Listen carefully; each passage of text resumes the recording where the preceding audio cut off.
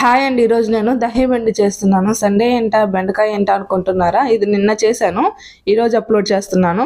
అయినా కానీ దహి బెండి టేస్ట్ చేస్తే సండే లేదు మండే లేదు, చాలా బాగుంటుంది అనమాట. మీరు ట్రై చేయండి.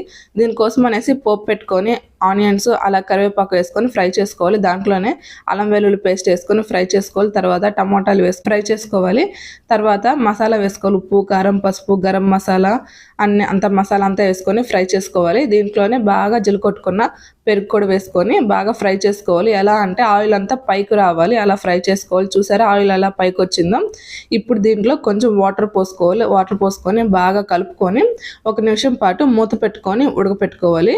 ఉడికితే అది బాగా ఉడుకుతుంది అనమాట. ఉడికిన తర్వాత ముందుగా ఫ్రై చేసి పెట్టుకున్న బెండకాయల్ని ఇందులో వేసుకొని ఒక 1 మినిట్ పాటు ఉడకపెట్టుకొని లాస్ట్లో కొత్తిమీర వేసుకొని దింపేసుకుంటే మన దహి బెండి అనేది రెడీ అయిపోతుంది.